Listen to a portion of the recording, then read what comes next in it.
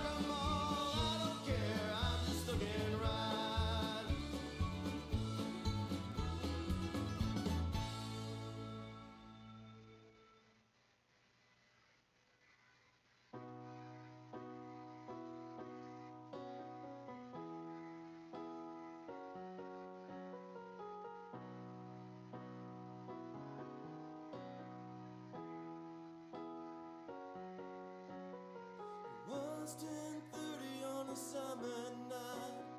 Everyone was having fun, except for me, 'cause all of the fighter slots were gone.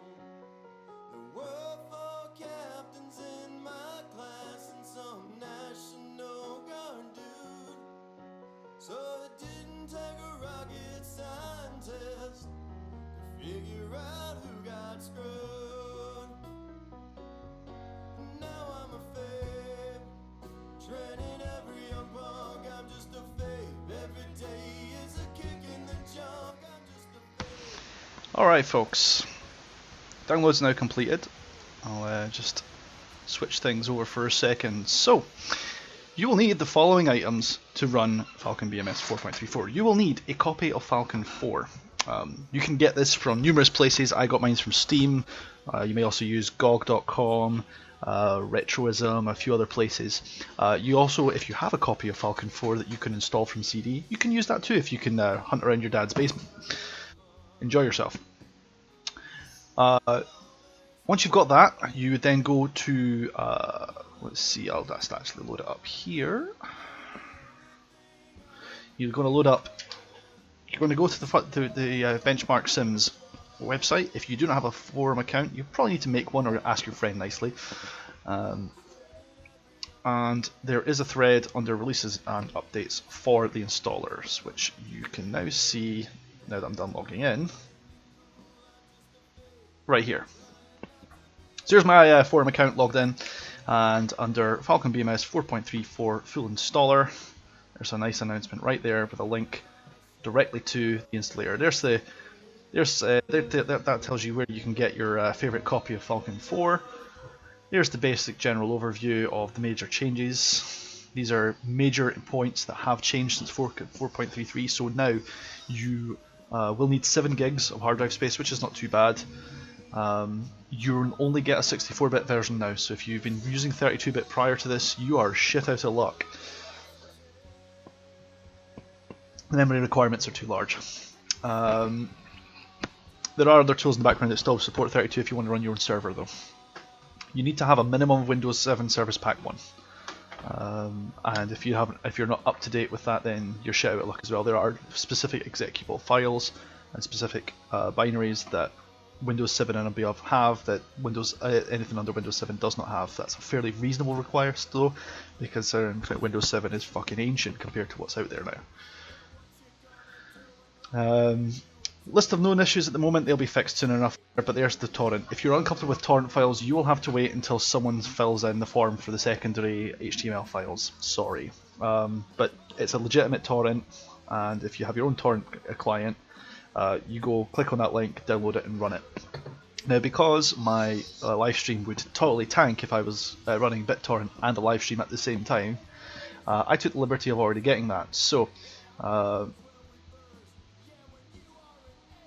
there is my downloads file, not all of it. You don't need to see everything I own, but because you'll be embarrassed at the sheer volume of rubbish I've got. So let's just deal with, let's open up the setup folder. There's the setup folder there. Now you need to take this entire setup folder and put it somewhere that you can find easily. I'm just going to be lazy and chuck it to my desktop. This is a folder you will need to keep and know where it is at any time, because the next time there's an update, say to update 1, you will need it. That is a fact. So we're just waiting for that to finish its thing.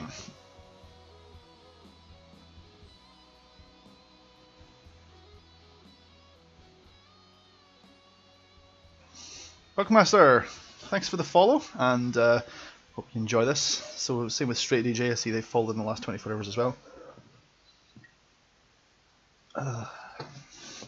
So these are the files that are being updated. You can get to listen to a couple of songs from Dos Gringos and they can copyright the strike the hell at me later on. I don't care. It's an F16 install party, you need some Dos Gringos. It's just the way it goes.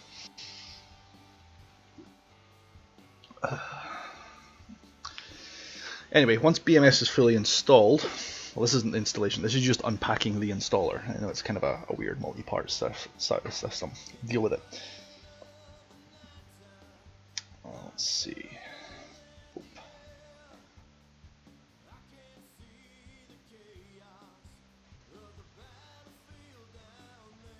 Alright.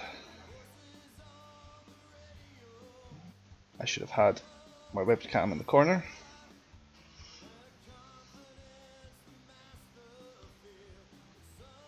Get that fixed for you.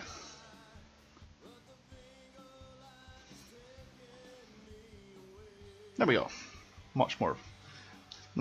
Slightly more personable now. Optional extras for BMS will also include for your install party a couple of tall ones.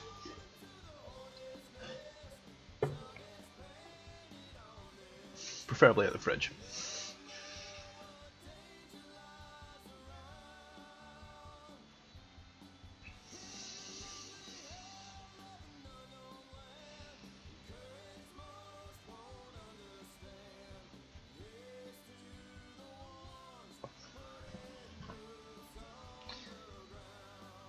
Okay. Anyway, once that's done, we won't need that anymore because it'll be sitting in the front part here.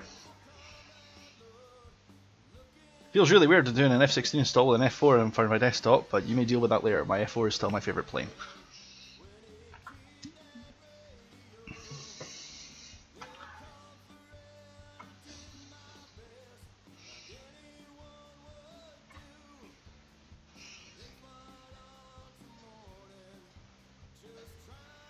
So we shouldn't be going too much longer. I am actually going to install this to my new hard drive. I have a 480 gig single stage, solid state drive rather, with only DCS and a couple of Steam games installed, so there's more than enough space for it, and that's where my flight sims are going to start going now. So my loading times should not be unbearably long anymore. Boom, there it is. So, running the setup folder there. If it's been done right, you should see 3 files. Run the setup one. Okay. Here we are in the early 2000s with our installer. And it's going to tell you where you want to install. Now, by default, it puts it to the front part of your C drive. That's completely optional, of course. This part here does not matter. Let's see. There we go. What I'm going to do is I'm going to put it to my E drive. Actually, no, I'm not. There is a specific drive that I have in mind. There we are. Flight Sims. That's the one I want. I actually have 2 SSDs. One's a much smaller one for small games like Steam. Falcon BMS is now reserved for. I've already decided the next time I was doing an install of BMS, it was going to my Flight Sim hard drive. Yes, I have a hard drive just for Flight Sims now. 480 gigabytes of solid state drive. That should be fun. So we just wait for this to finish the installing. It's going to check the files to make sure that Torrent didn't screw them up. It very rarely does. If it does, you delete what you've currently installed and re-download it, or you verify the one that's been done under the torrent, whatever suits you. And then you shout obscenity at your internet service provider for scrambling your packets.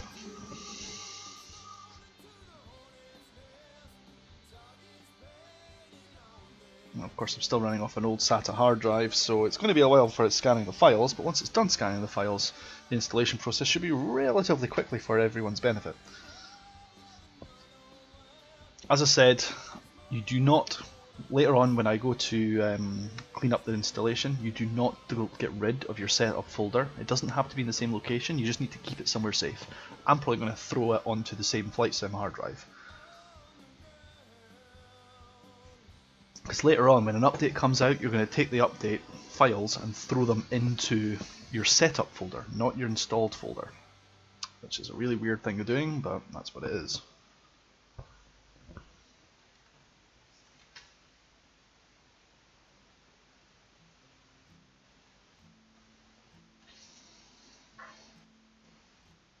This one snuck on, don't want that one.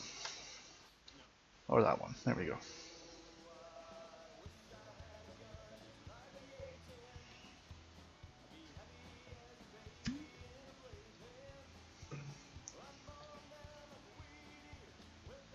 There we go.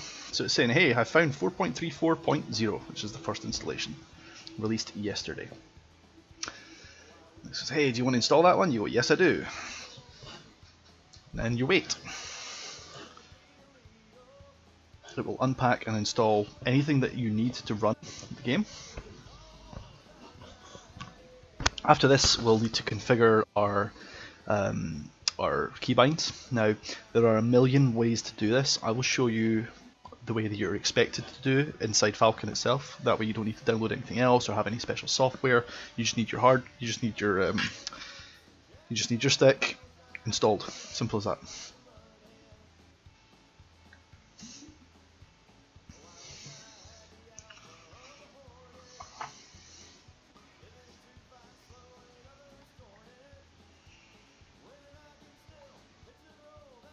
I, for one, use an X56 by Logitech, formerly Cytec.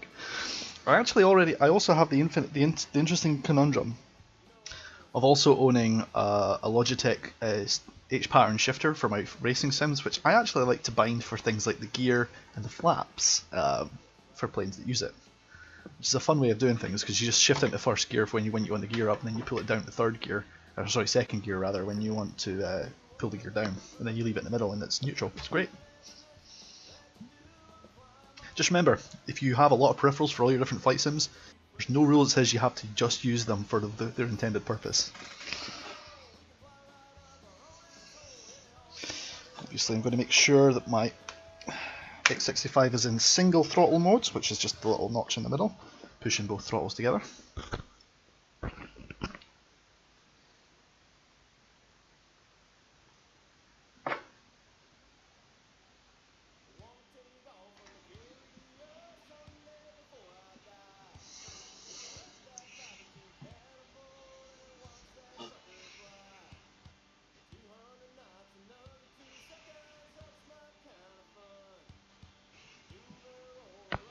Hope the audio's coming through well. I'm not seeing anything in the chat log to say otherwise, so I assume it's okay. I'm sure someone is going to tell me that it's completely broken and garbage and dangerous and it looks terrible.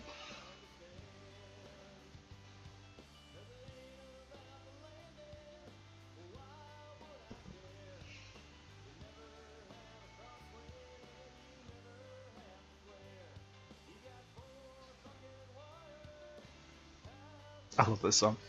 Just because I know it pisses the 2 or 3 guys that I know who are actually currently learning to be carrier pilots.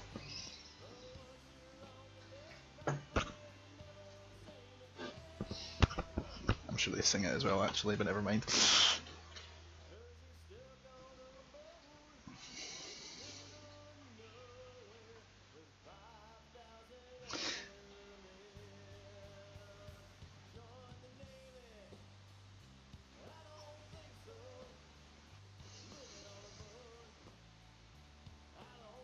There we go.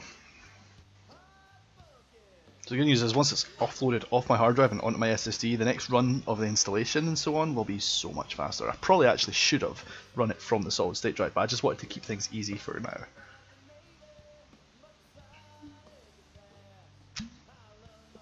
As a little bit of garbage collection later on, what I could do is I could take my setup folder that I just pulled onto my desktop and I could throw it over to my my hard drive, another hard drive, and just keep them all together. But that will obviously be more copying, and I want to get into the game, set up the keys, and do the first flight with y'all as quick as I can. So we're just gonna have to deal with that.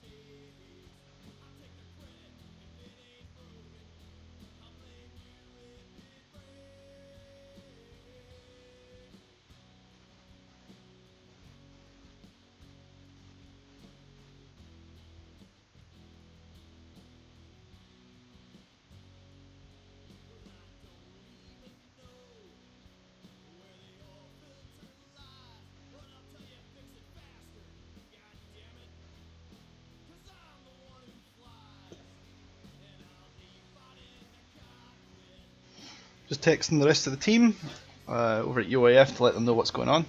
There you are, Apex. Speak of the devil. Thanks for the follow. Now you'll actually get notifications next time. You're only a few minutes late, don't worry.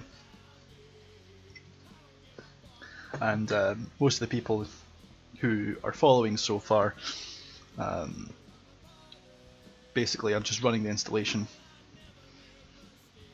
The initial launch will check to see if you have your game with Falcon 4 already installed, so even if you never actually use Falcon 4, you still need to have it installed somewhere.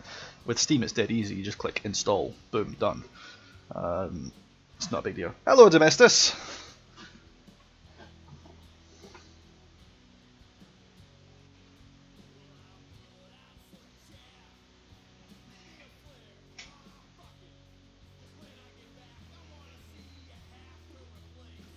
There'll be several parts to the installation, I'm sure.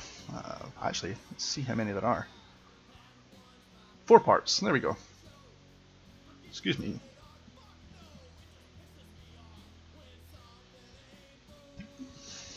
Due to the Omestos.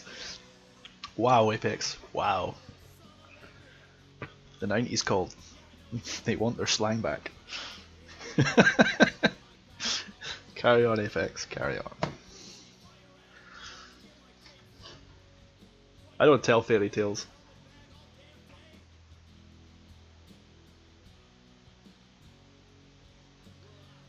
Unless you mean the news, in which case that's a very clever joke. There we go. So, it's going to ask you if I want to create programs, shortcuts. Yeah, sure, fuck it, let's put them on. Hey, well, what are we going to do? We're going to start the program? Yeah. I mean, is the Pope a Catholic? Duh. I just need to make sure I pull the wrong cable out because one of these is my steering wheel. My steering wheel does not work with 64-bit installations. At least I don't think it does. Oh, fuck it, we can give it a go, I suppose.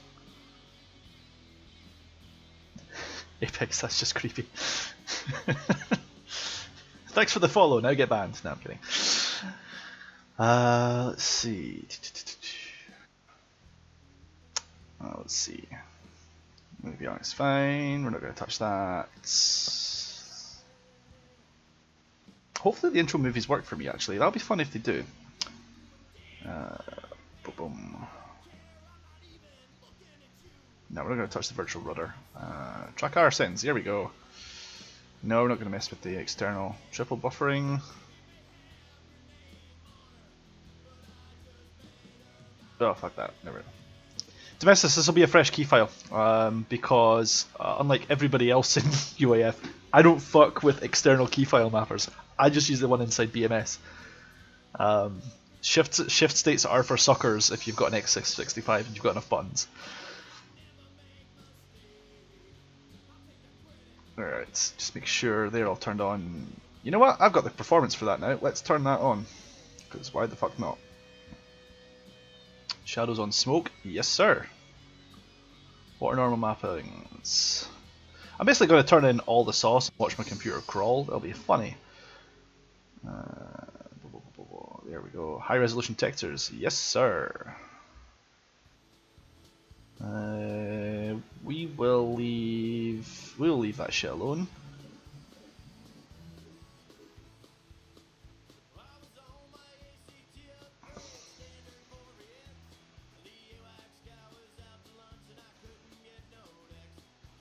We're not touch that then.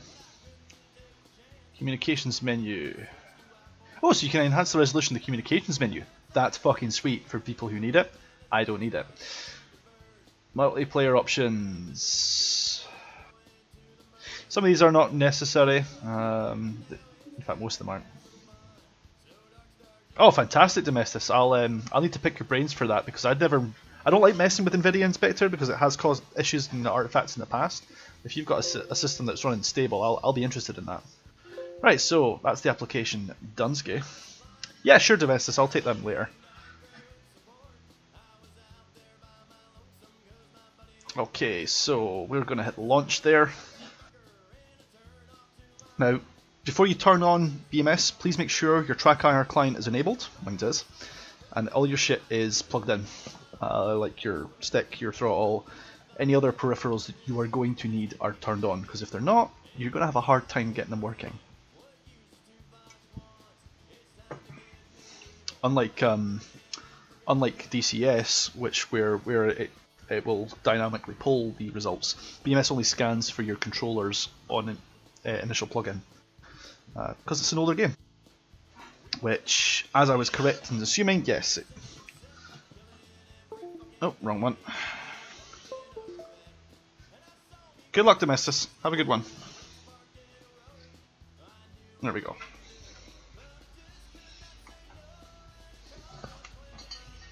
Yes, that is my steering wheel. I'm going to unplug my steering wheel because every time I leave my steering wheel plugged in, BMS crashes. Which is hilarious, but just something I need to remember to do. Part of my own operational checklist, shall we say. Now, the manuals for and documentation for BMS is out. I will show you where to find them inside the game file later.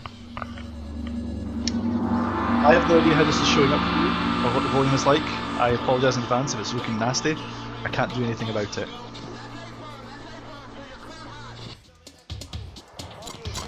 Alright.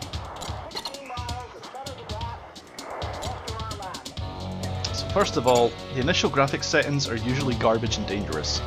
So we're going to crank them right the fuck up. Let's see.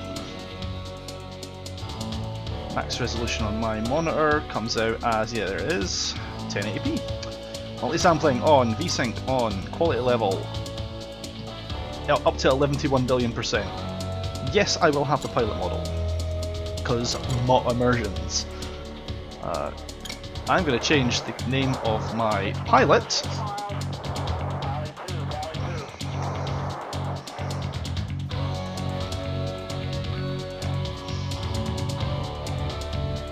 as appropriate. Brand new spanking logbook for my new game. Because you gotta be shitting me, dude.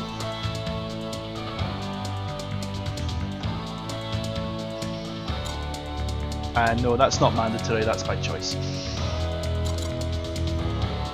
Next thing, I'd like to hear what's going on, so that music is getting turned way the fuck down.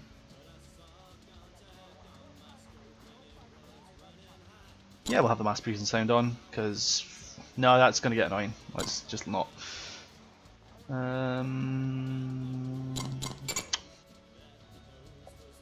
Smart scaling needs to be turned on. If you don't turn on smart scaling in BMS, you are a sucker, and you will have DCS levels of spotting.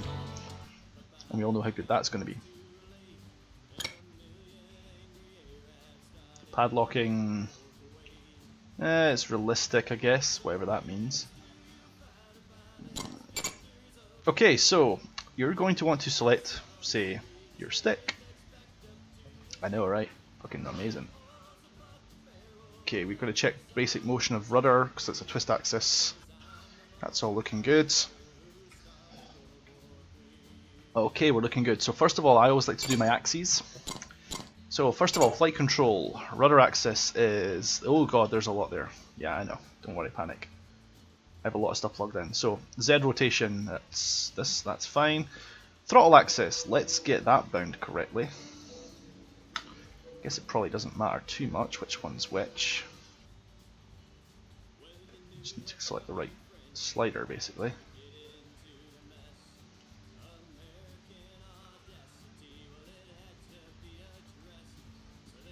Okay, so throttle axis is now bound.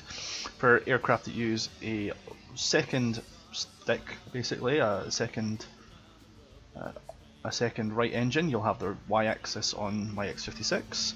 Trim, we won't touch. Brakes, I would like to have pedals for this, but sadly I do not. So I will run the X rotation marker, which is not any of the two I thought it was. This is a little bit of fiddling at times.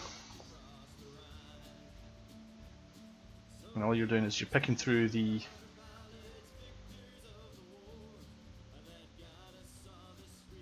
you're basically going to be selecting options on your dials until you get the results you want. There you are, so that's my Z axis there. So we'll leave that to the brake axis.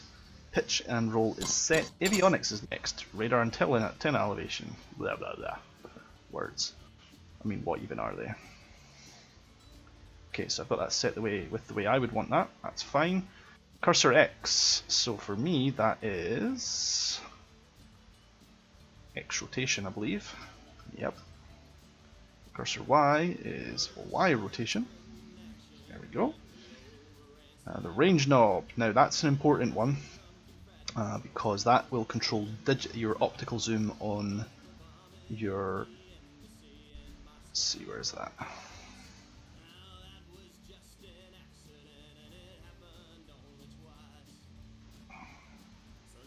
Sorry, that's important because that is actually your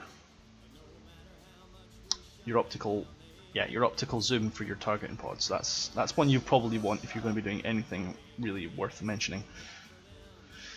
Let's see. I have one more of these dials left, so we will set that to...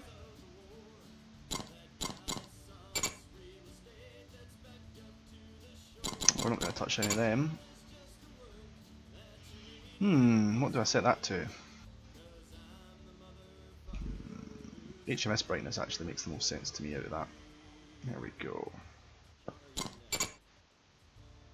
none of these I really care enough about. That's fine. And view control, I would usually select the mouse wheel for view zoom. Enable natural head, yes please. Which I believe, I'm told, will limit the field, the motion of my head to, you know, not on physically impossible settings.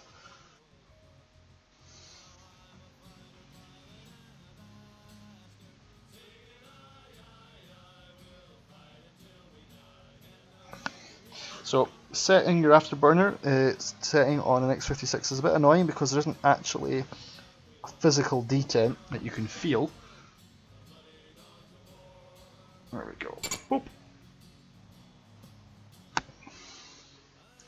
Just going to very quickly make an adjustment to the sound because I'm not a fan of that one. Well, actually I like it, but it doesn't make any sense. It will just kill the music because I like to concentrate, and I'm going to start talking through my chat or otherwise. Where is my chat log? I need to be able to see what you guys are saying. There we go. Sorry about all the alt tabbing. I'm told that BMS is actually better for alt tabbing now as well, which is important. Now this is where it gets fun. Now there have been a number, and I repeat, a number of programs out there that are going to make this whole part a lot easier. They allow shift states, they allow you to do all kinds of things. You just basically make a note of the program you want and you bind it to some external thing. And every time you press your joystick, it does that for you, which is a nice idea. The problem I have found with them is that they can introduce their own complications when, for example, there's a major update and your key file is different, a la this. So what I do is I ignore all of that and do it the old-fashioned way. It's a pain in the ass, it doesn't all, and it means basically an exercise in futility and pain on a regular basis. But at the same time, the end result is that invariably your key file works until you get to your next major update. You don't have to worry about turning on a piece of software or anything like that. So, this is all personal taste, and you will find your needs will change based on how many buttons you've got. I have an X65, so I have an idea of what I'm going to be doing. For those of you who've seen an X65, I have 3 hat switches on my stick. I have 2 hat switches on my throttle, a collection of 2 position switches, a collection of single position switches. I have a couple of single position switches on the stick, and a paddle switch, and a pinky switch, and an extra button that I can press on the actual physical stick that I haven't bound yet. So there's a lot for me to choose from that would allow me to make this a lot easier. I'm going to start with communications because I play multiplayer. I will need comm switch up, set, and all I'm doing is left clicking on the button that says end in this case, then pressing the button I want to select. You see there's not blue anymore, so we're no longer selected. Out and in. So that's my data link and my UHF and VHF selected. Done.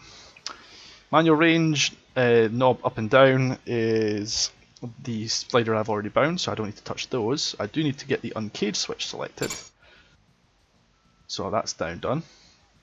Dogfight and MRM override. Optional, I would say, is MRM, because MRM is effectively a simplified version of your default setup. I would perhaps suggest having Dogfight override set to something if you've got enough buttons for it. And that's what I've just done. I've got a 2 position switch, switch 1 and switch 2 on X65 now set to DF override and then DF cancel. So that gets me back out of that. Speed brakes. I have 2 pinky. I have a pinky 2 position switch on the throttle, which will be set to open and close as preferred. Radar cursor is now set via the axis, I don't need that. And I'm not going to bother with idle detent. Don't need to. Let's see.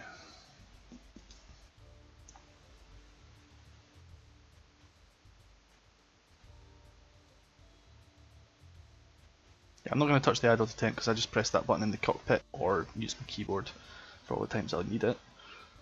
We're going to do the threat warning analysis panel. HIMX is got brightness selector selected, so I don't need to touch that. I'm not going to set keybinds for the dispenser as such, or program selectors, because I would do that in the pit using the mouse. Now, gear panel. So this is where I find out if I've just unplugged my... No, I haven't. That's good. Get this out of the way. There we go. So, hook up and hook down. We'll not touch the parking brake with the gear stick, but we'll choose tackle handle up there and handle down like that. Gear stun fit condo will have cat 1 and cat 3 switch there. That switches 3 and 4, which I'll use in the event that I need that. And we'll have landing. No, we will not have landing. Actually, yes, we will. I'll rebind those later. I was going to have switches 5 and 6 on the X65 set for landing lights, but that's kind of silly. I don't use that very often. We'll have that as step up for master arm and step down for master arm switch, because it's only a 2-position switch, and it's actually master arm's got 3 positions: middle, off, and sim. So I would like to be able to switch between them. Let's see, what else have we got? Not going to touch the ICP because there's actually a setup for that on using the number pad, which is pretty handy. So we'll leave them. Main instruments, HSIs, nope. Fuel quantities. We'll actually have to keep an eye on the fuel quantity gauges now, so that's important.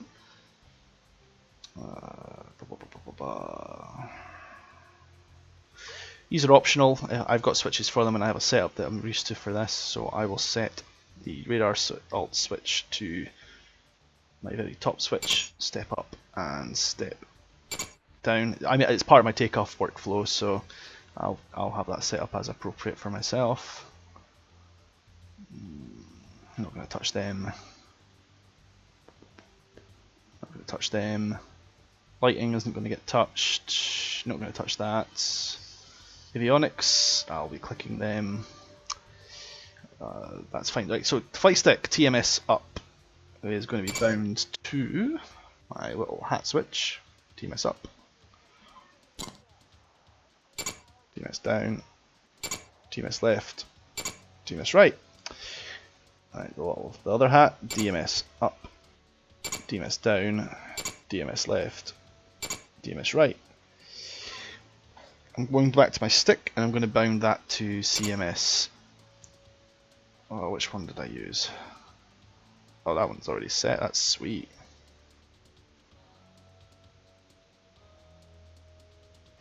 Bollocks. I just fucked that up. That's fine.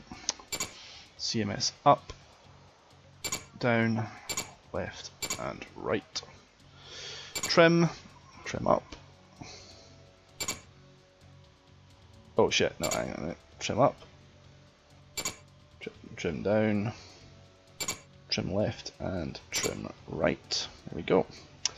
Now, first stage trigger detent would be handy if this was a 2-position switch. It's not. I'm looking at you, Logitech, you fucked that up. So I'll take the second trigger detent for the gun trigger, and that is going to be my gun trigger. I don't have a first stage now, unfortunately. Weapon releases pickle. We need that correctly bound. Nose wheel steering. I use that for the missile step switch on the side there. Pinky switch is this one, and the paddle switch is a little paddle at the front there. Done. I've still got one more button, which is me clicking in my hats, my little hat there, but I will save that because I think I have an idea what I'm doing with that, but I'm not sure. Excuse me. Let's see. Okay, so F18 flap switch is step up here and step down here for when I end up using an F18, because it's going to happen at some point in time. Wow, they have an auto throttle control button. That's really fucking cool. I have to try that out sometime. We're not going to touch them. We're not going to fuck with them. Okay, so... Right, I need to fix TQS because I totally overwrote all my settings. An idiot. So TQS comm switch needs to be fixed. TQS comm switch. As you can see, this can be a bit of a time-consuming process doing it this way, but you will learn very quickly what buttons are correct. So we've got IFF in and we need IFF out, and we actually do need to bind these now because we have IFF working. Utter legends. And what else have I got left? I've got 2 buttons here that are not assigned. Got 1 button there that's not assigned. Got a button here that's empty. Empty buttons are garbage and dangerous, and if you don't have them fixed, if you don't have all your buttons correctly used, you are not working smart. So we'll go to the lighting panel because that's the next thing that usually goes on fencing in. Oof, not going to touch any of the auxiliary stuff with that. So anti-collision on. No, actually no. Master switch on, master switch off. I'm not going to mess around too much. That's a lot of dicking around otherwise. Not going to mess with them. Or them. Oh, we're not going to fuck with that. That's just not happening.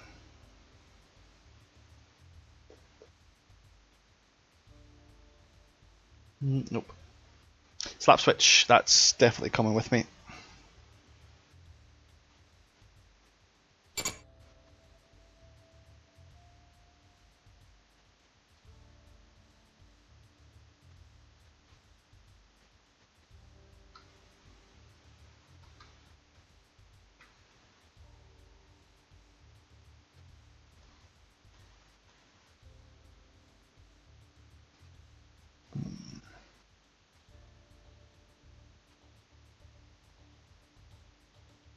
Aquila, yes, I'll have it sent over to my YouTube channel, which is the same as my Twitch account, just youtube.com/ghostdog688. So I'll have this archived later, so don't worry about taking notes.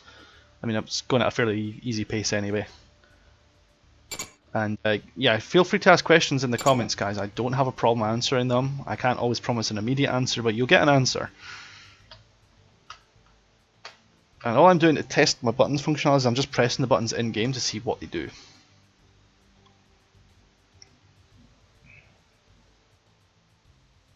Oh, no problem, Akula. I'm glad I could help. More people need to play this game and they need to not be afraid of the big bad old fucking looking system. It's not pretty, but it works, and it really does. Just stick with it, literally. We're not going to touch those.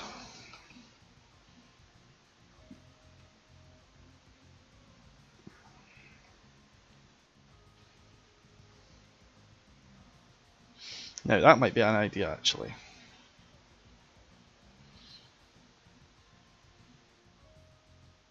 Altimeter, yes, we will fuck with that because there have been several jets that I can think of where that's been a problem.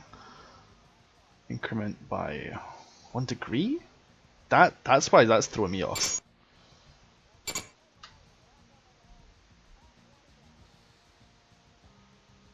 No, Apex, it's a reference to the 688 class submarine. I like submarines too. I was born in December '86 actually, but 1286 is just not fun. Aquila, I don't know. I've never used it. I don't like shift states in games. If you have an X650, if you have an X56 HOTAS, and you still don't have enough buttons bound, why? You have more buttons on an X56 than a real F-16 pilot has. Like, what else are you trying to bind? I couldn't keep track of that. I just couldn't. It just wouldn't. It would mess with my head. I couldn't do it. I mean, if you can do that and you want to bind extra things, then man, more power to you. But if you're using the HOTAS properly and the way they've intended it to work, you shouldn't need to. You really, really shouldn't. So, I've got these 2 extra buttons on the back of the stick here that I could bind to things.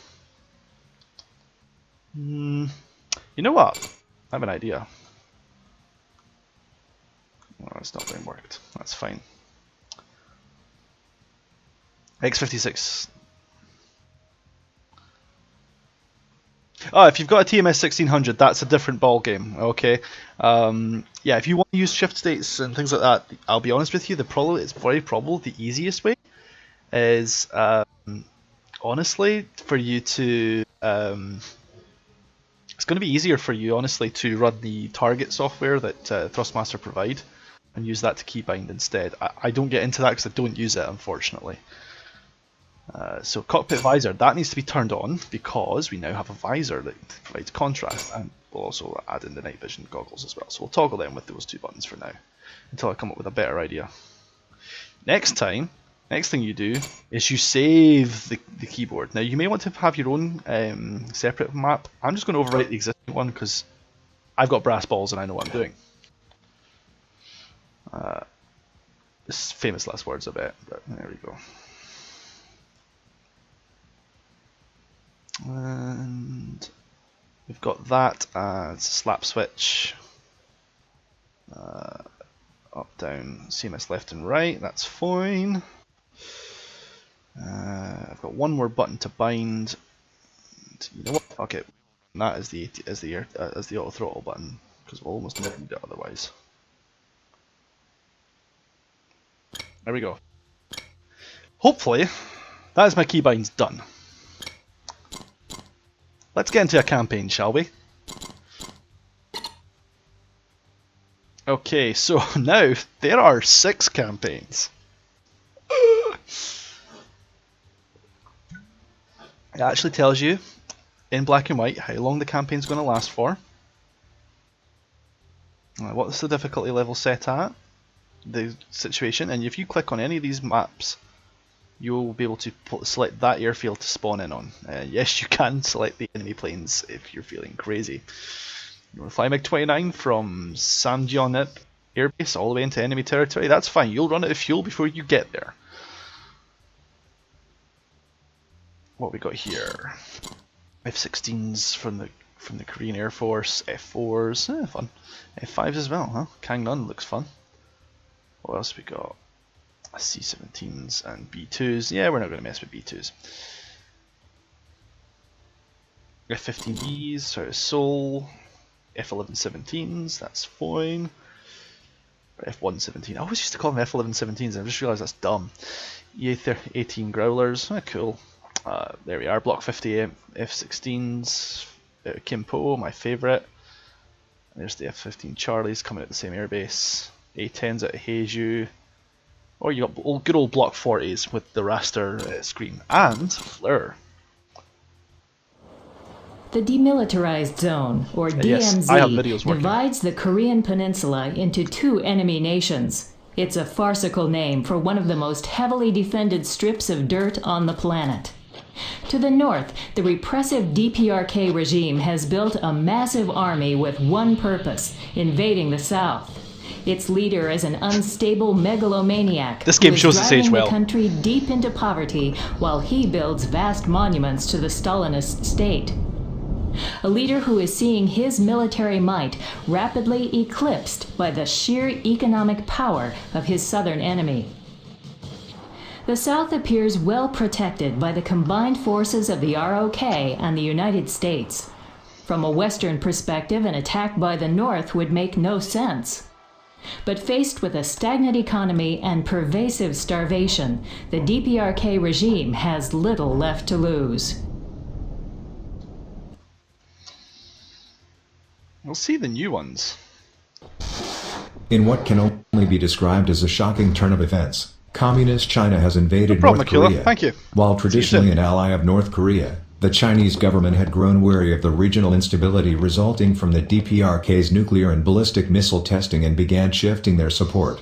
Oh, shots Chinese fired. officials claim to have satellite surveillance showing North Korea armed forces, including Scud missile battalions, moving north from the Hwangju province toward the northern border. In response to what Chinese officials deemed a credible threat, an initial surgical strike was carried out by the Chinese Air Force to prevent potential missile strikes.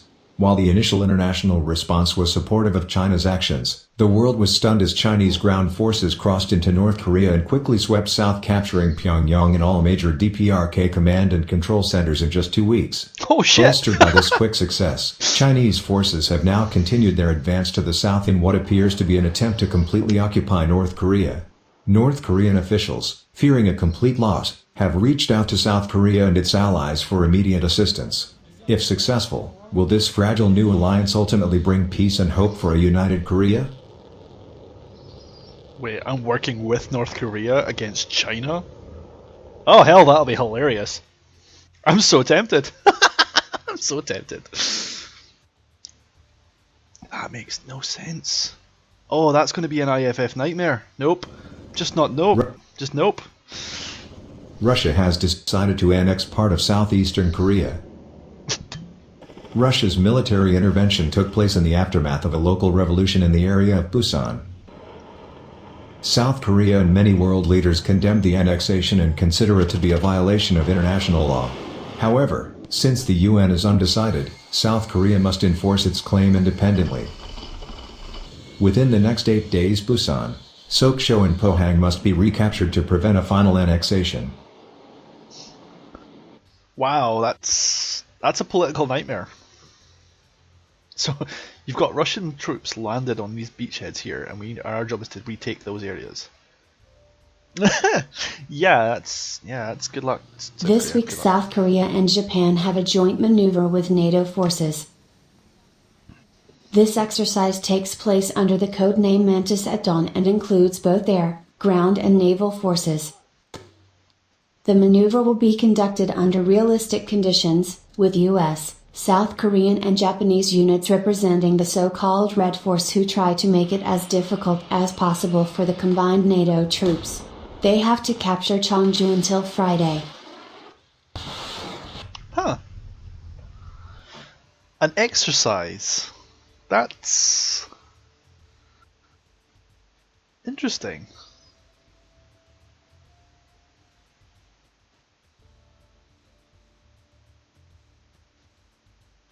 Huh.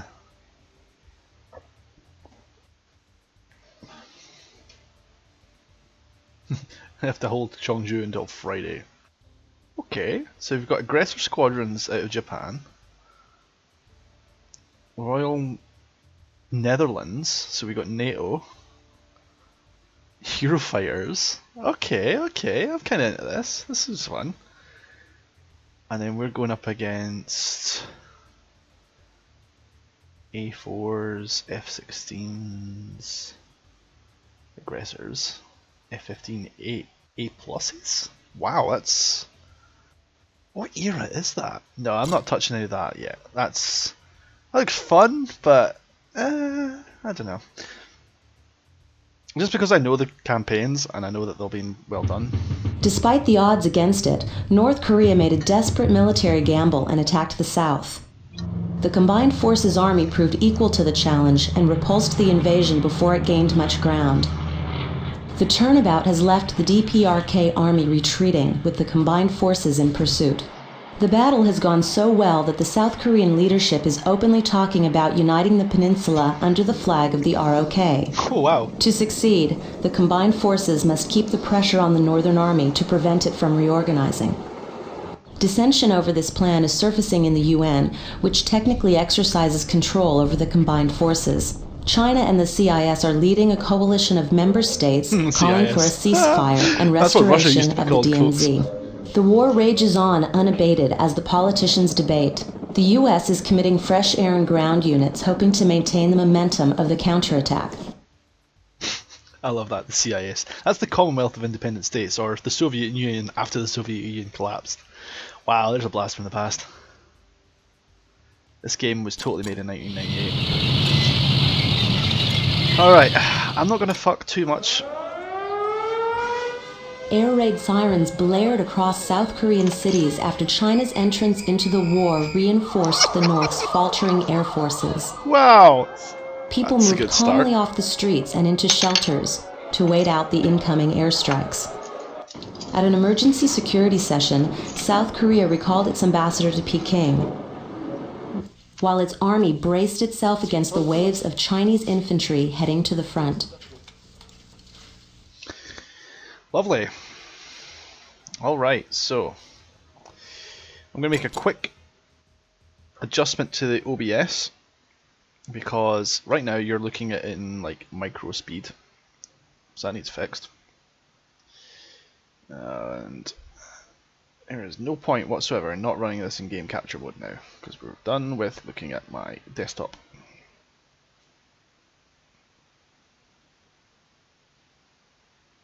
Here we go.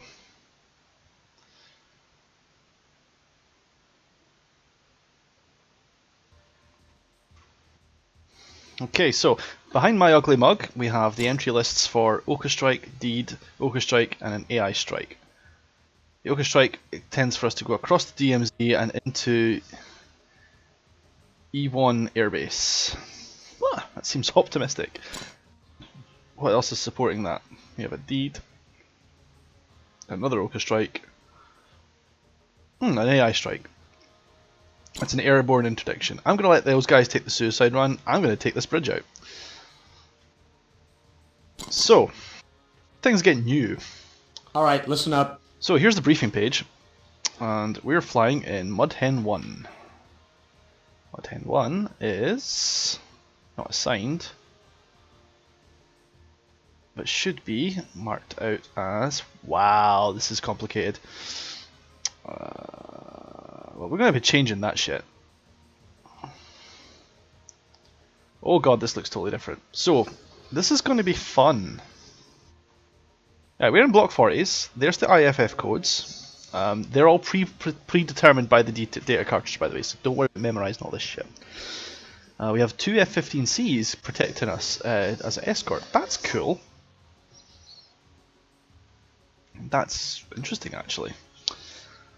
So, Air Command has initiated an Oka against Han Hung. You may know that. If everything goes to plan, earlier Deed, Fighter Sweep and Oka strike packages will have cleared the region of air defences. This is the first strike, so that's not going to have worked.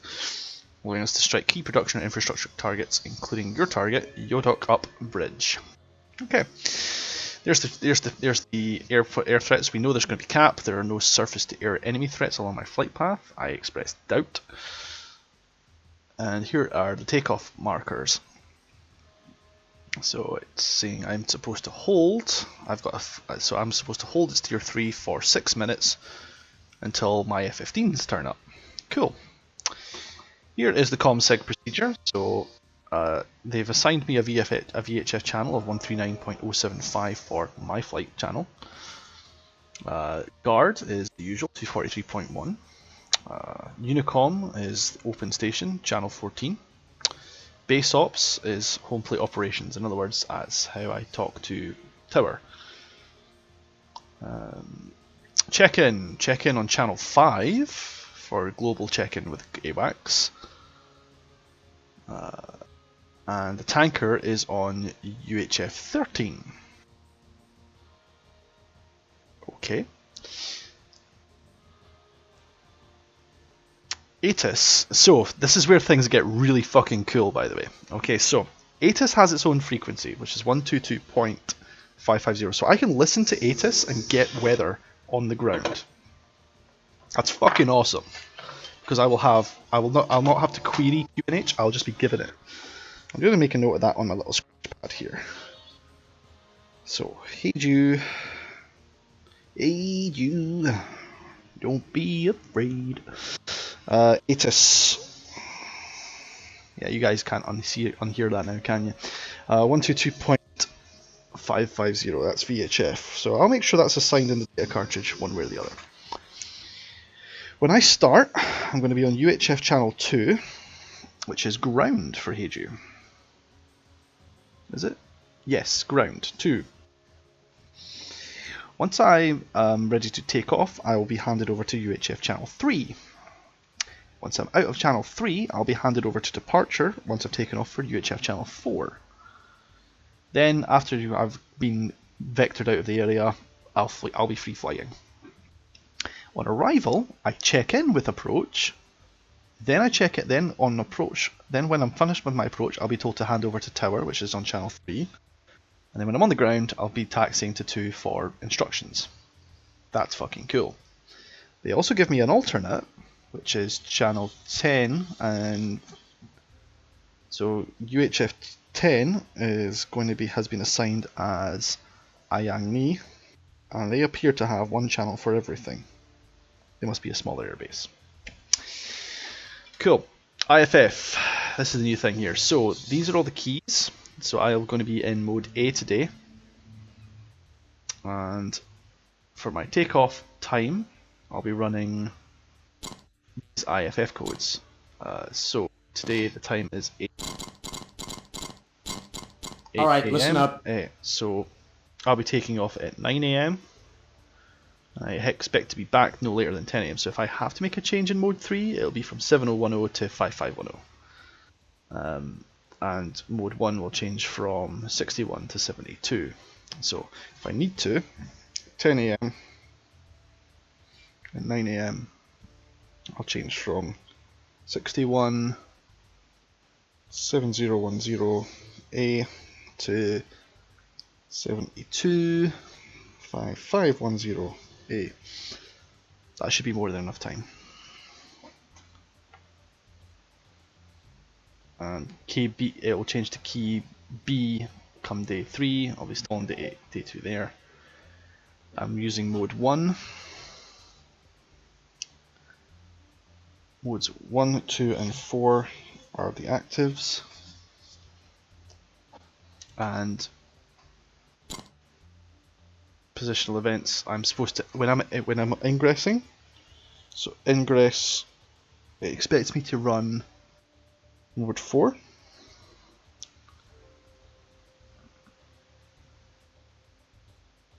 EOF 4. I'm not sure what EOF 4 means, but I'll make a note of that. Might be obvious when I'm in the settings. And on egress, so when I'm turning back home, they want me to turn on modes 1, 2 and 4 for WAF 9. I'm guessing that's east of 4 and west of 9 for the steer point markers. So they've assigned the fence to me. So I'm supposed to fence in at steer 4. They've given me weapons loadout. I'm going to examine this now. Normally my game fucks up with, so I hope you've studied the map well, because if I go back into it, you may be screwed. The models haven't changed significantly as far as I can tell, but you'll notice now I have settings for my nav pod and sniper pods. So I actually have flare and sniper pods as needed. What other pods do I get? Oh, I can have the good old lantern pod as well. That's nifty. So they now have their own slots in the menu, guys. Just so you guys might not be able to see that, but they're there. Just believe me. And if I don't want to be carrying the nav pod, I can opt in to the harm targeting sensor instead. But obviously, I don't need that. That I like. That's smart. I've got the jammer selected. They want me to carry 2 big fatty bombs to blow up a bridge. That seems a bit overkill, but I'm not going to disagree with it for the purposes of this. And they're giving me high explosive ones instead of armor piercing. I'm cool with that. And they're giving me AIM 120 Bravos on the wings and on the wing tips. I'm expecting a knife fight in a phone booth when I get up to the front line there, so I'm going to bring 9Xs instead, because I'm not going to be able to carry. I'm not going to be turning until I'm off the rail.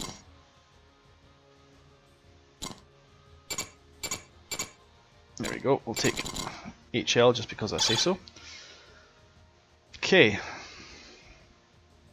So east of steer. What was it? East of Alright, steer. listen up. Their expectation is east of. Wait a minute. Oh, I was looking at the wrong one. That was dumb. I had the Ochre Strike selected, so it's, yeah, it's east, north, south, and west of steer. Blah, blah. So it's north of 4 and south of 9. Okay, that makes more sense.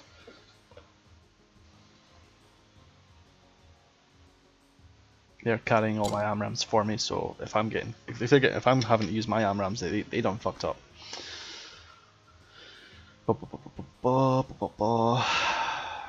Okay, so north of steer 4. So once I hit steer 4, so this is my Fenton out point right here. So see what the steer point threats look like.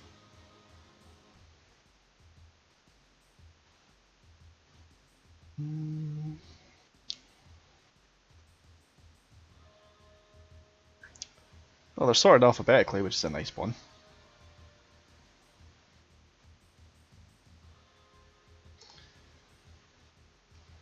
We'll call that push. So that's push. So when this go past push, that's my fence, so to speak. That's when they expect me to be checked in and all that good shit. Let's see if there's a threat marker for Hey You. Probably is.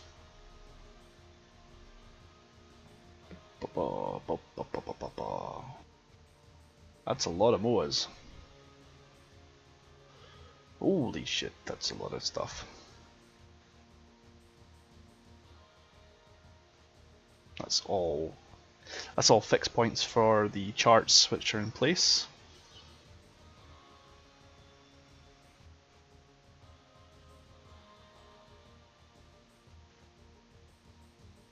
Oh, we're not that far north. Okay.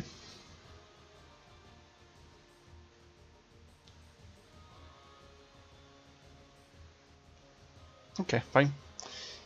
Never mind.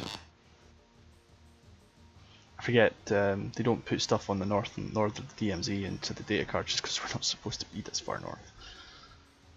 Okay, so we're going to look at air defense units that are known and support units that are known. Already found this guy. That's a fan song that's active. Thanks for not doing your job, dudes. So I already need to know about this. We get to investigate the new SAM behavior, it looks like. There's SAM SA2 there. Wow.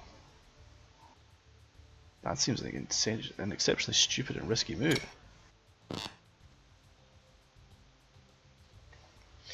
You guys might not be seeing my map anymore because BMS shits the bed when you change from 3D to 2D and so on. Let me see if I can fix that for you.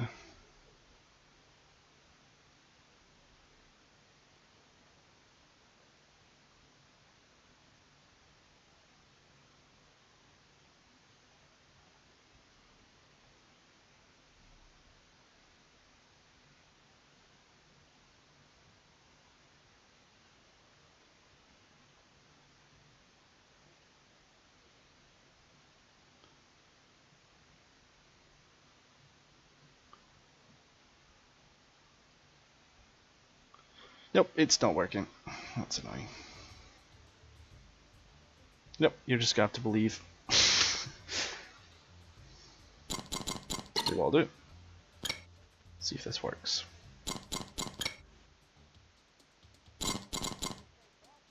Wow, that didn't even work either. That's insane. That makes me sad. I might just...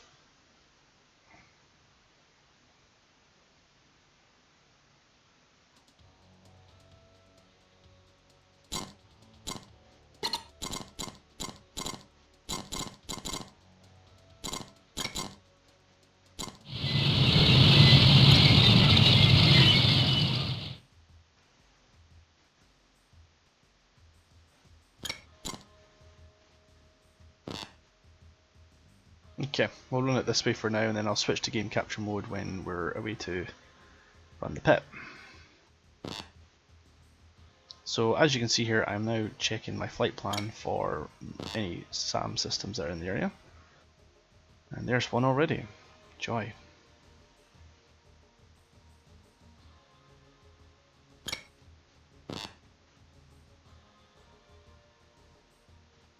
So there's definitely a little overlap there. That's not good. We definitely don't want to be in this zone. And although I don't plan on flying anywhere near this, I would like to be aware of it, at least.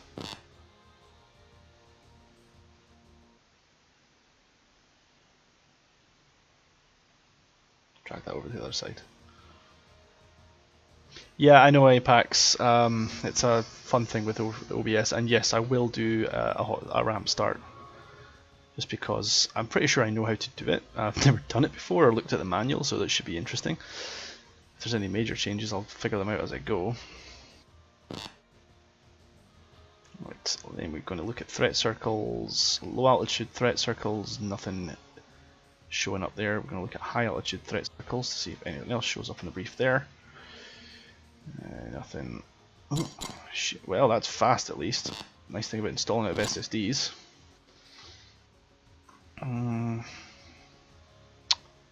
Apparently, that's a huge operating area. What's that? That's an SA5. I'll be aware of it, but if it launches at me that distance, it's a retard. And I don't believe the AI is that dumb anymore. Yeah, nowhere near the range I need to worry about. That's fine. So those are my major threats, really. Those SA2s around here. As long as they don't stray into their areas, they should be fine. We're going to take Mudhen 1 up for a little spin. Now, I'm going to keep. It looks like they pre-assigned EWS modes, flare modes, and they've given me a preset for weapon modes as well, and display bullseye is set, which makes me happy. Comms procedure. Departure. Wow, they've like already done that shit for me. That's freaking sweet. And they've left 15 and 16 for package comms.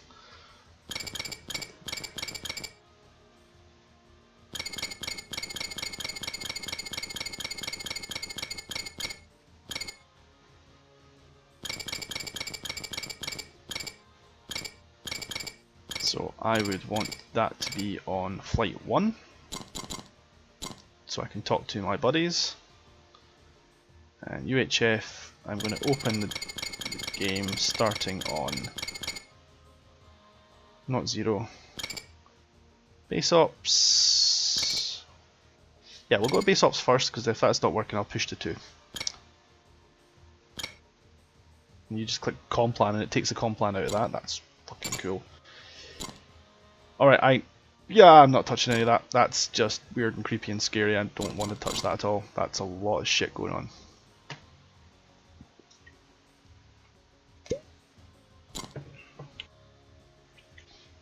Interesting.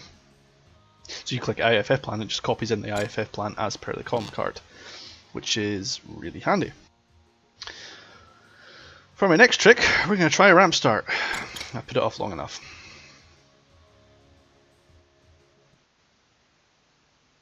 Actually, I'll just double check my loadout so you can actually see it properly.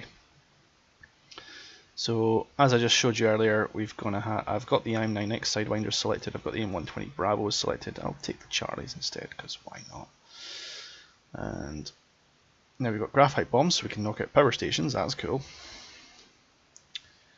Not going to mess with the LGTRs or the multi-purpose rockets. But this is what I was saying earlier. If I don't want the nav pod, I can have the arm targeting sensor instead. But not both, so there's that. That's that actually been sorted. I could carry a sniper pod if I want to be all modern, but I'm going to go retro, so let's go lantern mode. Drop tanks are here, ALQ 184 here, or the little Calmer, which used to crash the game, so I'm not going to mess with that this time round. And we are going to hit the takeoff screen and go to ramp, and while that's happening, I'm going to switch to game capture, because that should be smoother than display capture. It's going to look a bit weird and wonderful, but just hang in with it.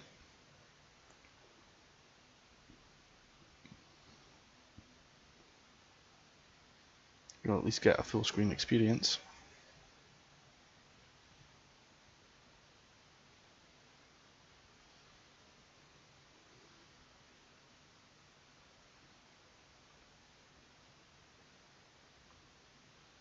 Or I'm going to crash my game, that would be awesome. Oh, it's not liking this at all. Don't alt tab when you're running the clock forward.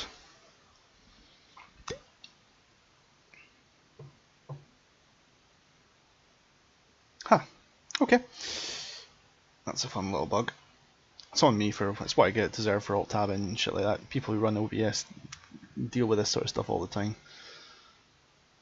But the good news is the line was saved, so it shouldn't be too hard to work with. We'll just run BMS 434 again. And we will launch the game. I'll skip the intros for you.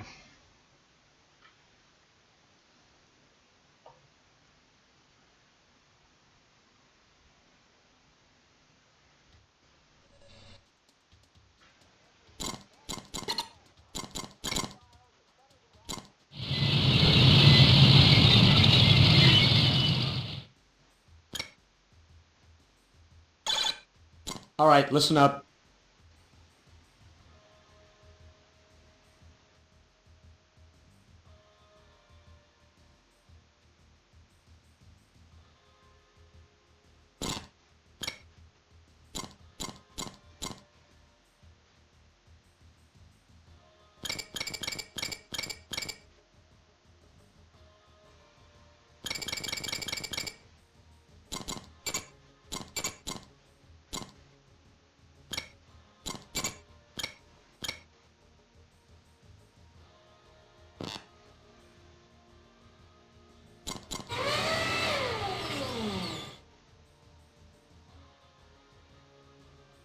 Magical.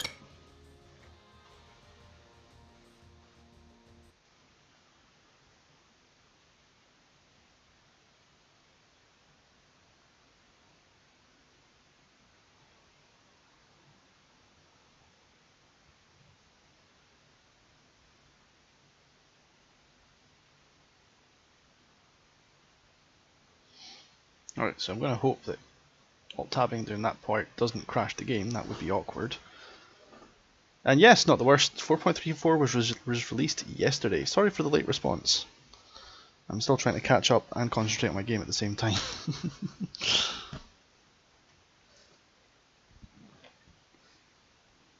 Oh. Right, so mental note: do not alt tab out the game while the countdown timer is running, because it may be running, it may not be. I can't tell. We don't know.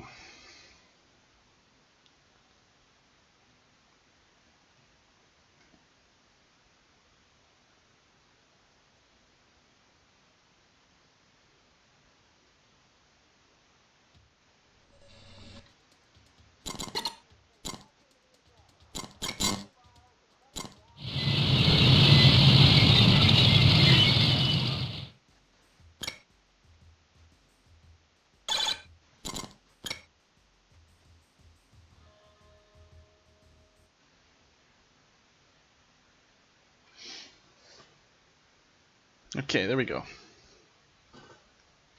Oh no! How long have you got? So, first of all, IFF now is a feature. You're going to see that in a minute. Second of all, ramp starts are a little different. If I fuck up the JFS, I can get it recharged over a 3-minute wear period. You now need to also save one, radar contact bullseye, 10977. That's something that the ground crew need to do 20,000. before you let your Dragnet aircraft go. 1, radar contact bullseye, 065. ATC is completely changed, as you're about to see, as 34, I'm about to 19,000. see for the first time. So that'll be fun. And there's been several weapon Sentry improvements. 1, radar contact been bullseye, randomized 110, 78, in 17,000. the AI procedures with BVR and dogfighting have been revised completely. Those are your main changes, really. So this is where you're at. There's a lot of stuff going on.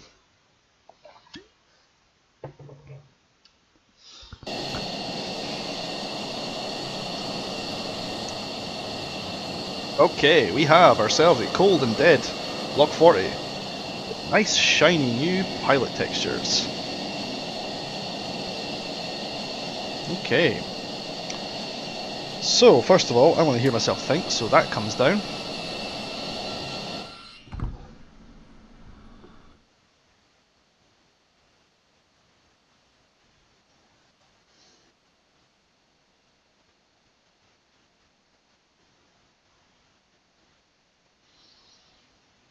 Okay.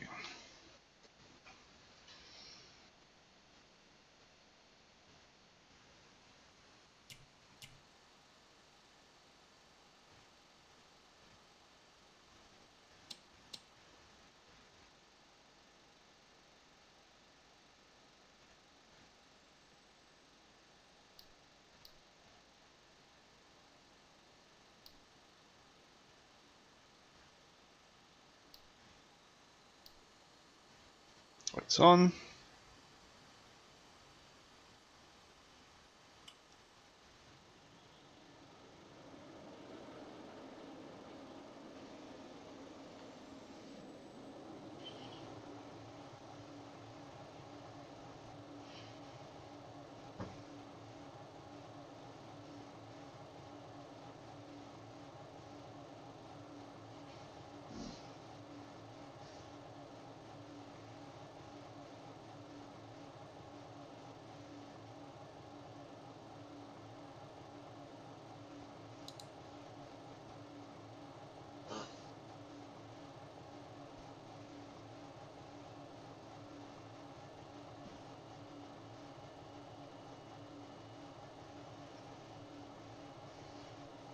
Apex, I will strangle you.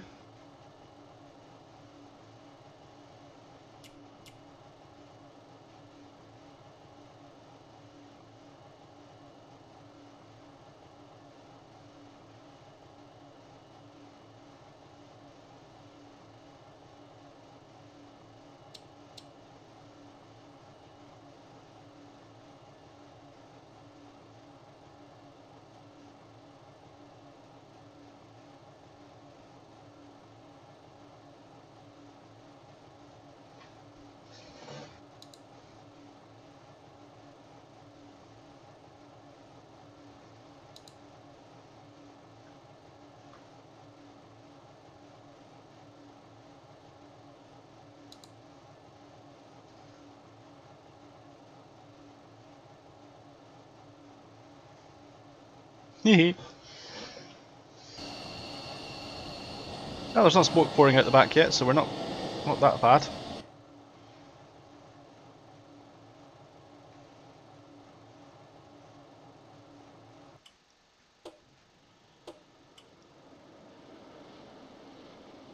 So much for start one not working.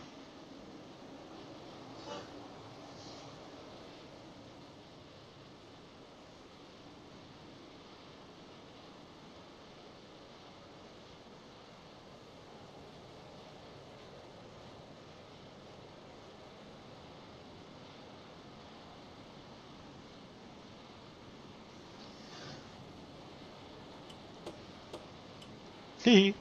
So, this is where I get to demonstrate the recharging of the JFS. Someone's going to yell at me, I'm sure. Oh, I know Apex. That's part of the demo.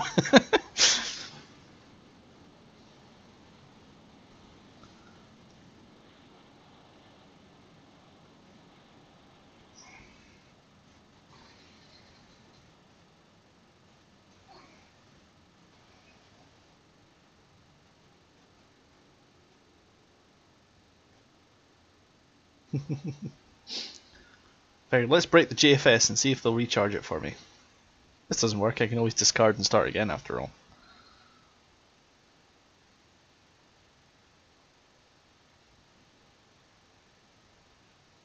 Yeah, you better not.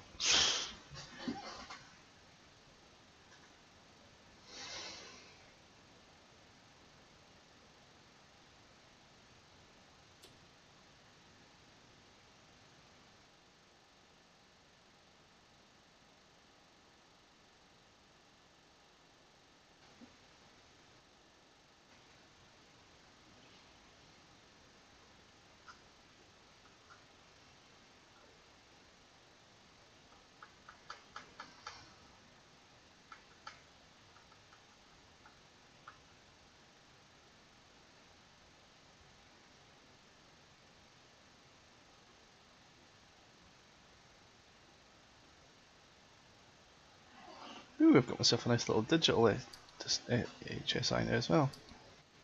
That's pretty cool.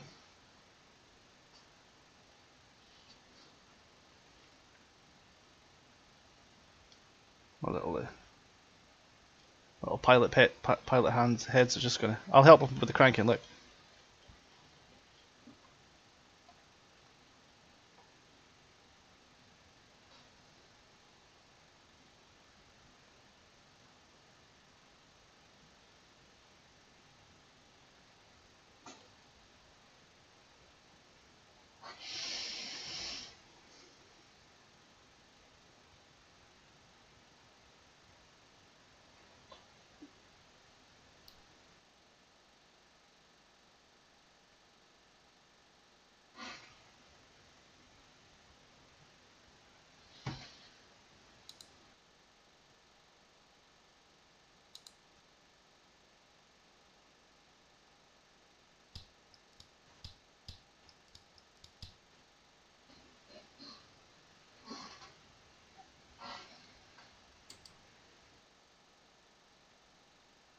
So once he's done with the JFS recharge, which apparently takes about 3 minutes, we can do a restart.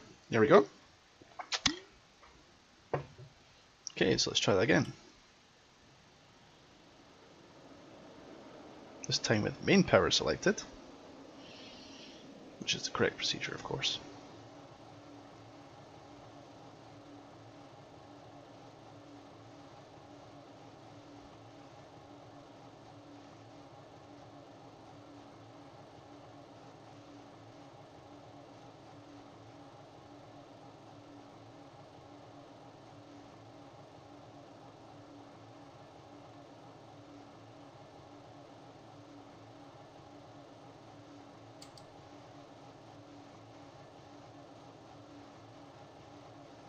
Come on, do what you're told.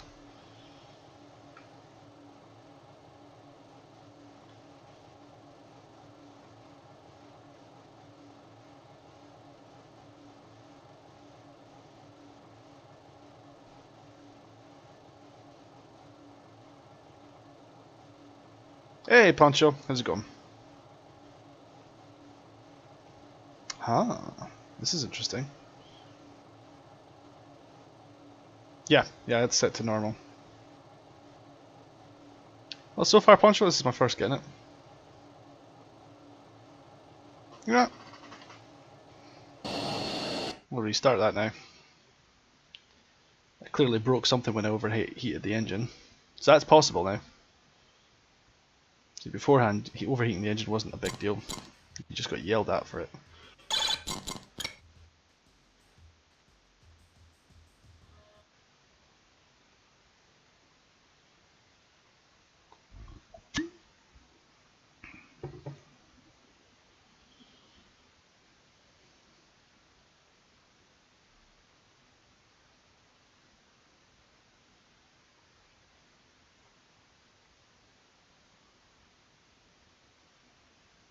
Dragnet 1, radar contact bullseye, 10463, 28,000.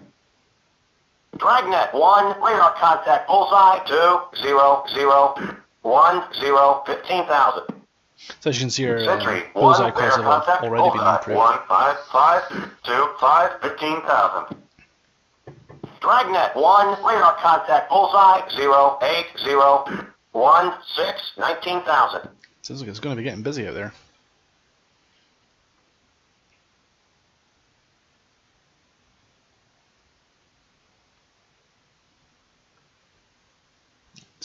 I know that Spotify is not running. Go away. There we go. So let's get this in. Let's try this again. The officially correct way now.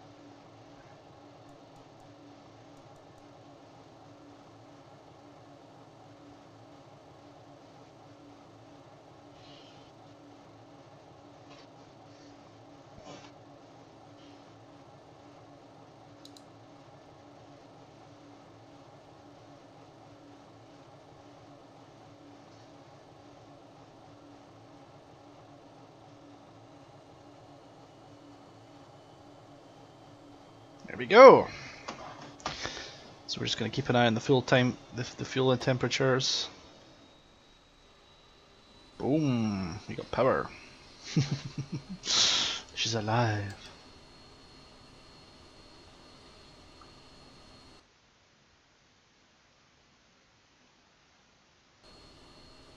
Okay. Right, the equipment's hot. Yeah, that's cool. Let's get the air condition on then. Seat's not armed. That's fine. I don't plan on arming it just yet. But even if I could, I'd have to see through my goddamn pilot's outfit. That's an oversight that I forgot about. Can I reach through my leg? Weird shit you only say in flight sims. Oh. Our survey says ding! Yeah, I know, Hassa.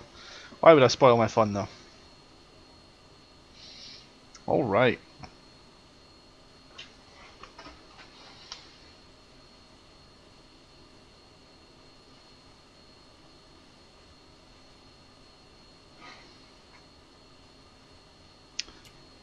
Computers on, MFDs on, everything on.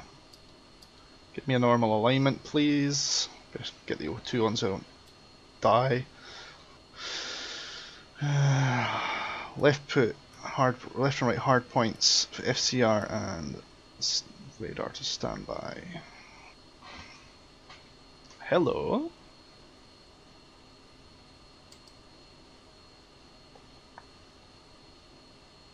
Test page.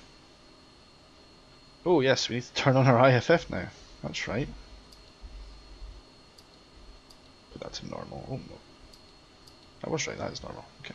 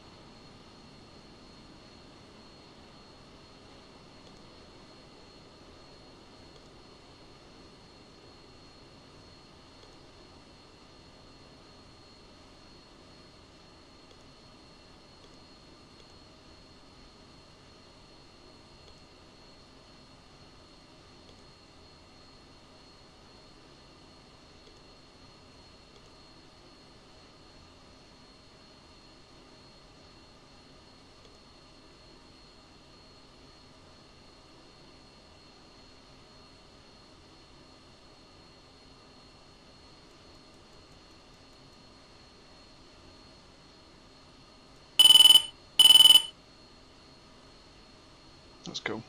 That's not.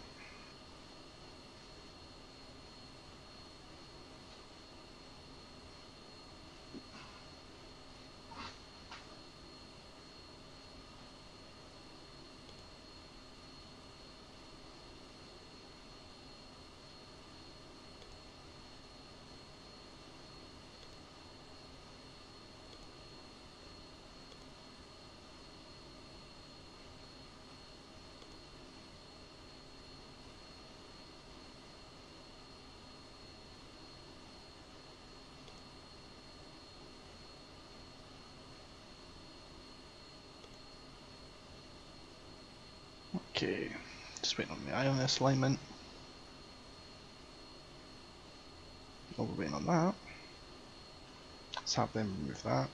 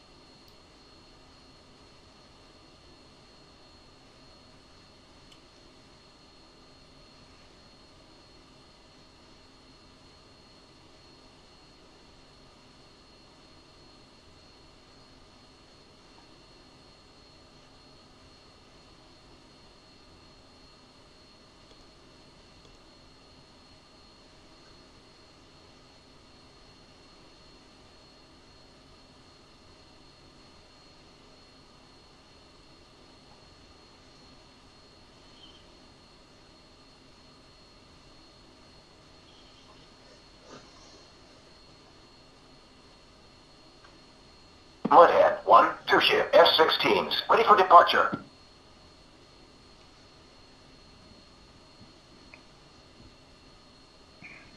I'm in the wrong frequency.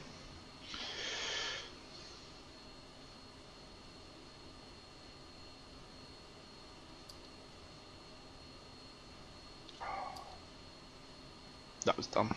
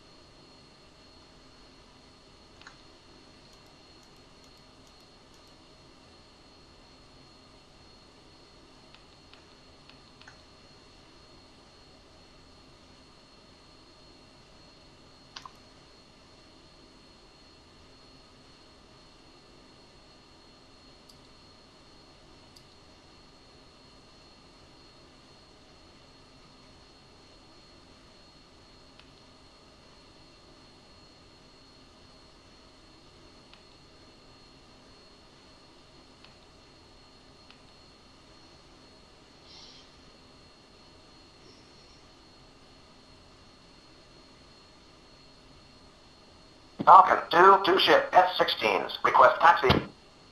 Good morning, Falcon 2. You are number 1 for departure. Taxi and hold short, runway 12. Mudhead 1, ship F-16s, request taxi. Good morning, Mudhead 1. You're number 2 for departure. Hold present position. Give way to Falcon 2.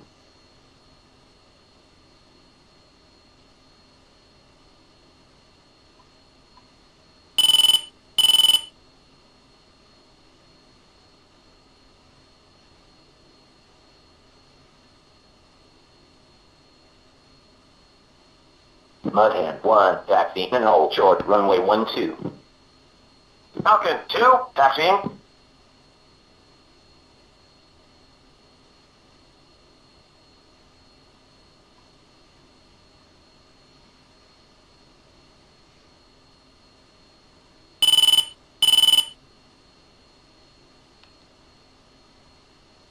Falcon 2-1, contact tower for takeoff. Switch to 28040.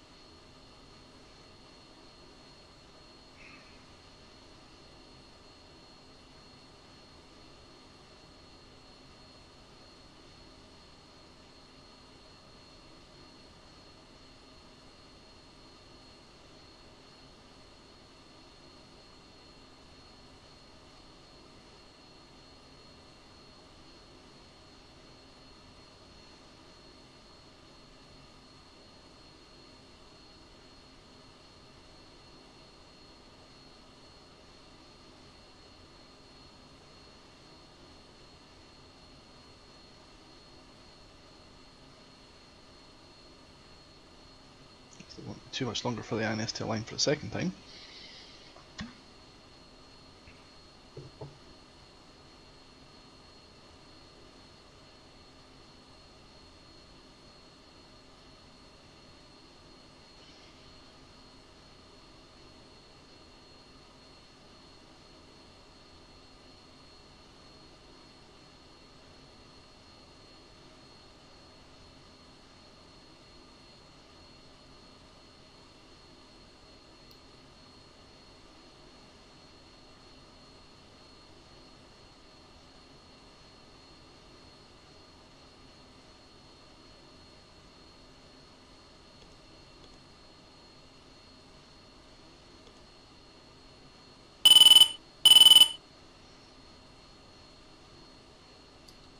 Go.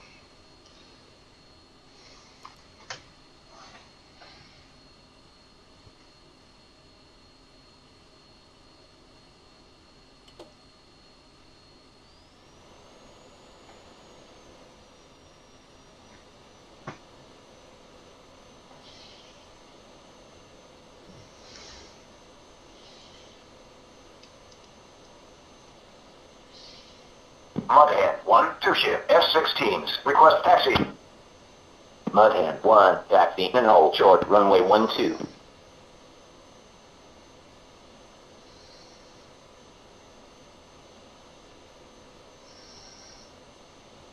Mudhand 1-1, contact tower for takeoff. Switch to 280-400.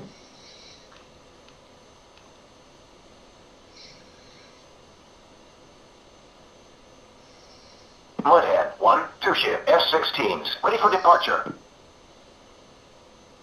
Mudhand 1, hold short.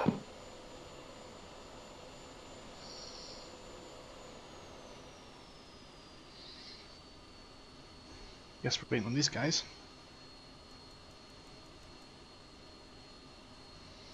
Alright, no hammocks on this one.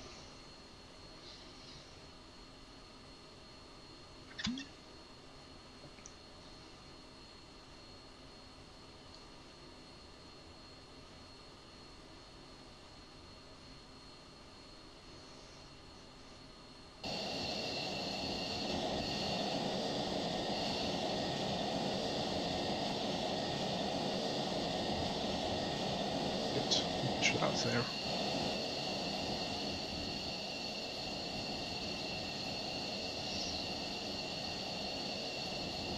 Mudhand 1-2, rejoin formation.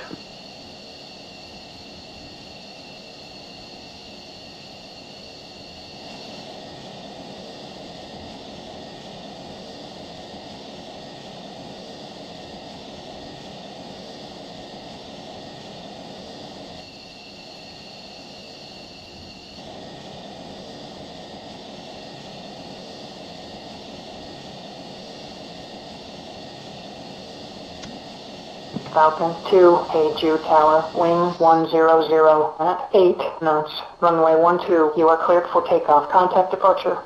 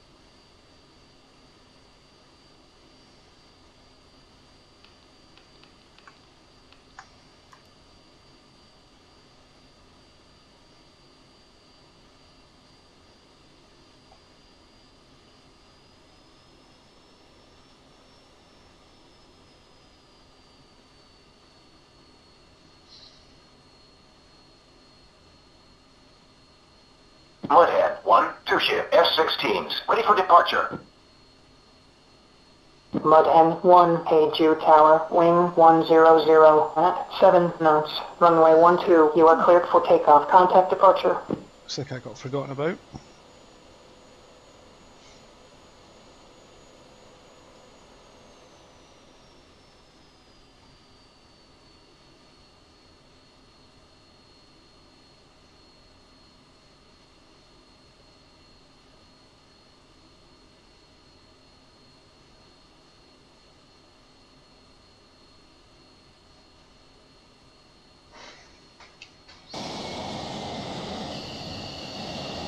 Okay, so clearly they expect me to be on the wrong side.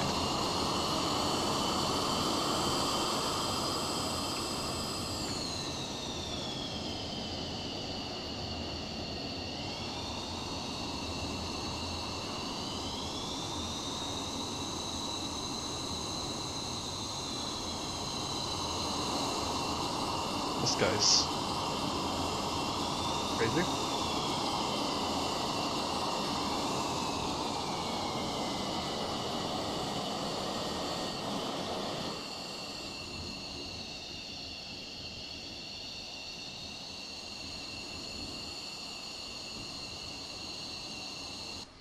Okay, screw it. I'm not. So now you actually have to take the lead on the right. That's fine.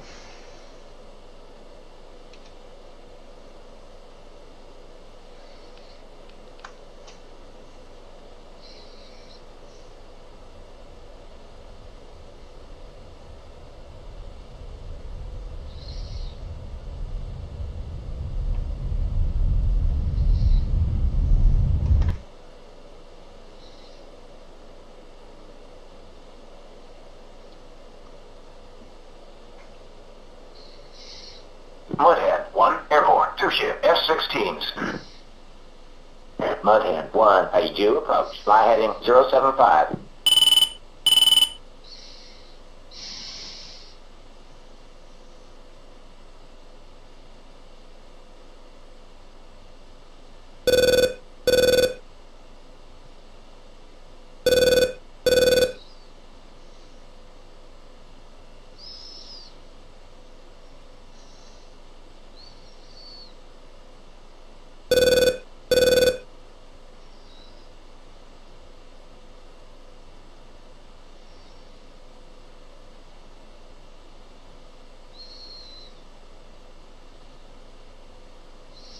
That's pretty cool.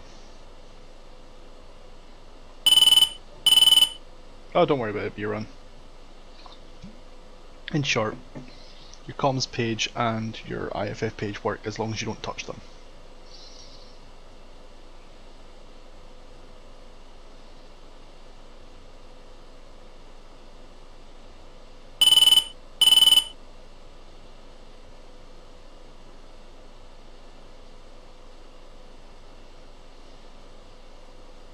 For example, we've got mode 1 responses down here.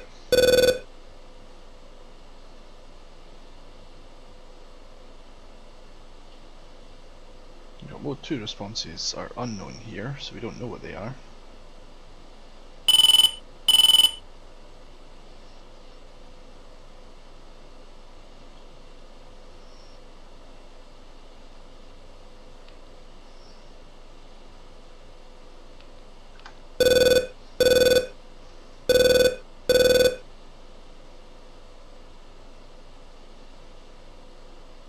Dragnet 1, ready to attack.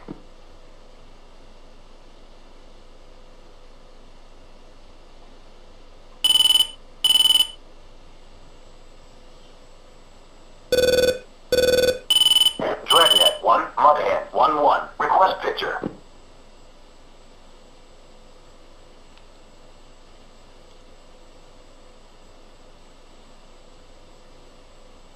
Dragnet 1.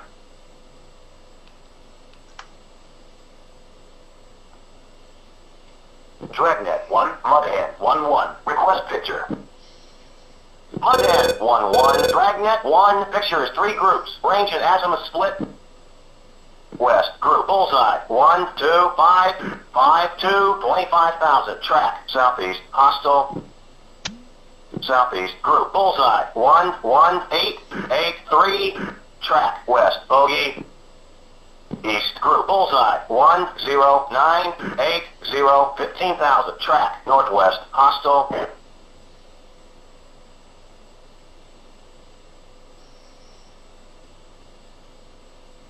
Dragnet 1, Mudhead 1-1, request vector to threat. Mudhead 1, Dragnet 1, I don't have any targets.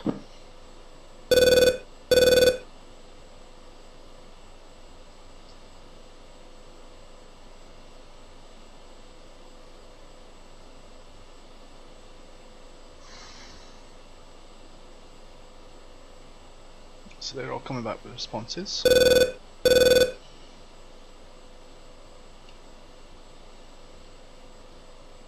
They're all mode 4 responses as well. That's fine.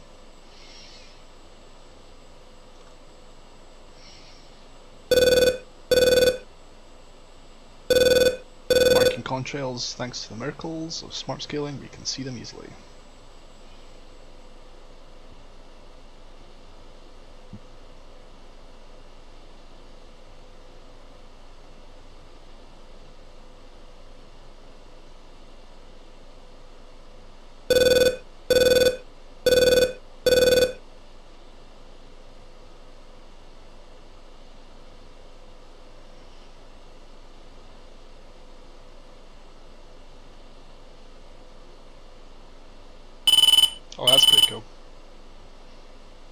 So the sun visor helps amazingly for high visibility stuff.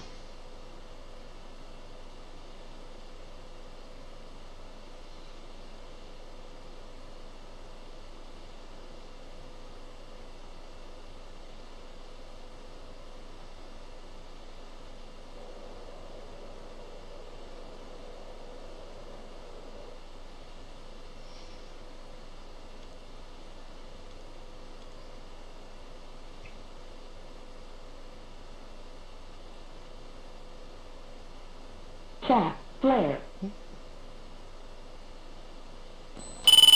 Go.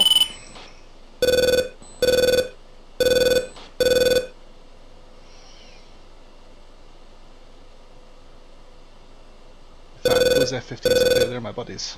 That's my escort flight.